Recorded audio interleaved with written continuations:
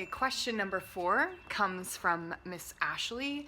Ashley says, my boyfriend has a 130-pound chocolate lab, 8.5 years old. It was him and his dog for 4 years before I came into the picture, so the dog was jealous at first, but got used to sharing the spotlight. Good. When our daughter was born, we did all the right things. We sent her hospital blanket home, let him sniff her, become familiar with her scent, and gave him equal attention. He's typically okay with her when it's just me, and when my boyfriend's here, he goes nuts. The dog. When she's given attention, the daughter, he barks and physically puts himself between them, like when she's playing on the floor. He won't stop until we yell or put our daughter down or stop looking at her.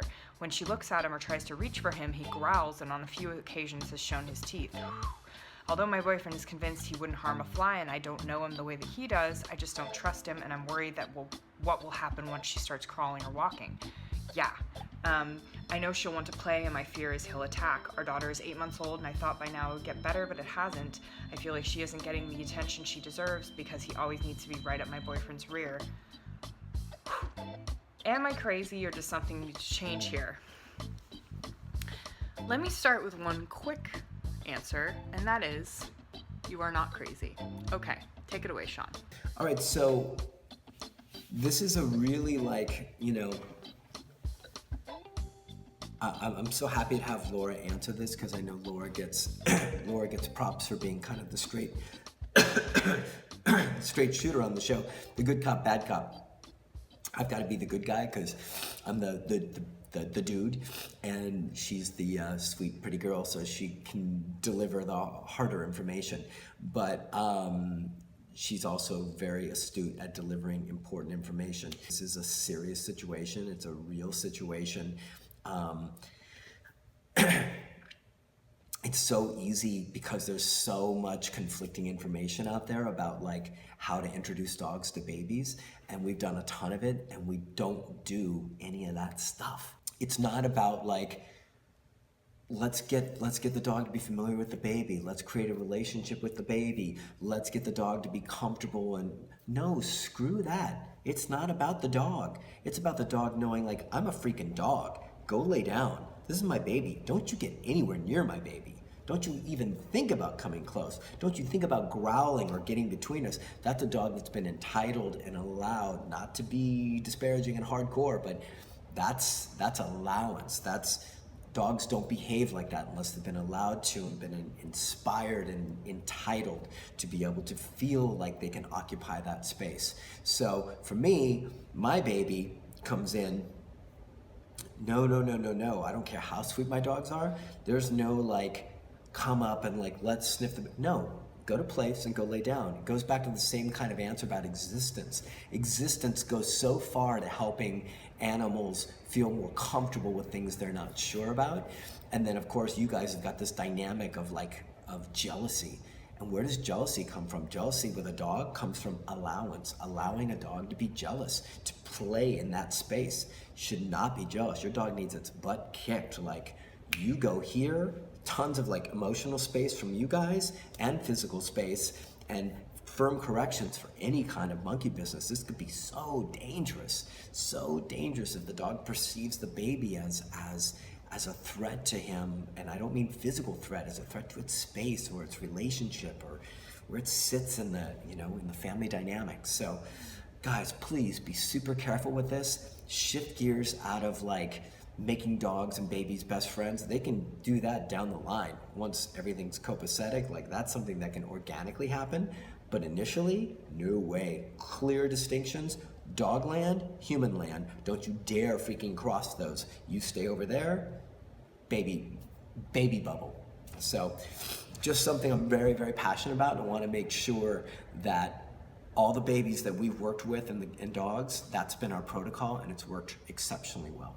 Yeah, Ashley, I agree with everything that Sean said. I think that this is a dog that's been allowed to actually set some boundaries and create some rules. And honestly, I don't understand this stuff, regardless of how well your boyfriend knows the dog, just a common sense thing of having a dog be able to bark at you or growl at your child, growl at your young child sitting on the ground, and it's a 130-pound dog. I mean, not that small dogs can't do damage, but 130-pound dogs can definitely do tons of damage. So just that conversation, that conversation can happen, and then there's actually just like the only way that the dog like gets, or the only way that the situation gets pacified is by actually like not paying as much attention to the daughter because of this, or putting the daughter down or anything. Like,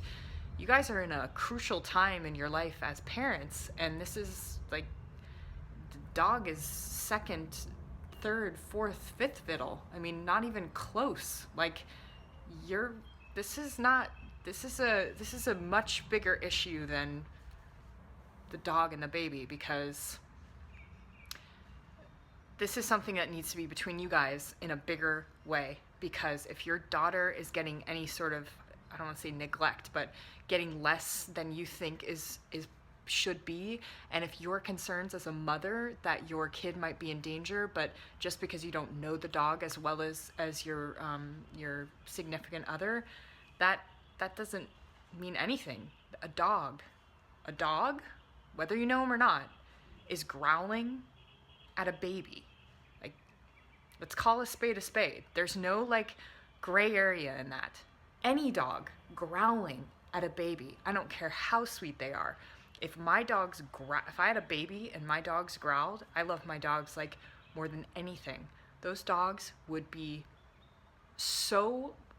their asses would be so beat down. I don't mean physically, but I'd find a way.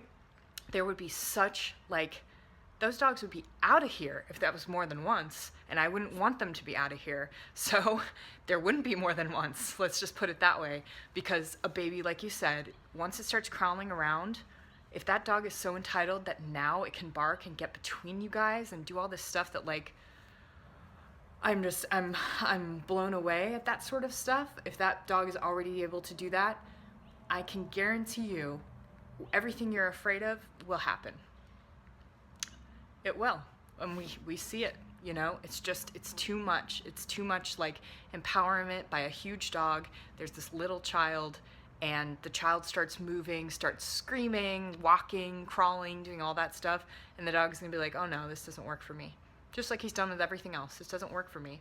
The good news is, if boyfriend's down, you know, if you guys are down to like change some stuff, all you have to do is train your dog.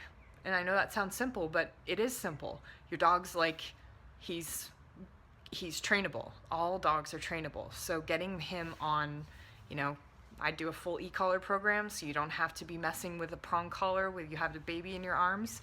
You just put him on place and he's not allowed to move. When baby's out, he's not allowed to move. And even more so, when baby's out, he's put away in a crate. So you don't have to worry about that. All you have to worry is about all the other stuff that goes along with motherhood and you guys being, you know, building a family. You know, the dog should be the least of your concerns right now. So we fully train that dog, and there should be absolutely none of the stuff that's in that thing in your response. None of that is okay. Zero. You're not crazy. None of it is okay. And if your boyfriend doesn't agree with that, like I said, I think this is a bigger issue than the dog. That's just how I feel. So let us know, you know, if there's anything we can do. I would just fully train that dog, and that probably shouldn't be on you because you've got a baby. So take care of it, you know, in the best way that you can, and really advocate for yourself and your child, because that could be a really horrible situation. All right, good luck.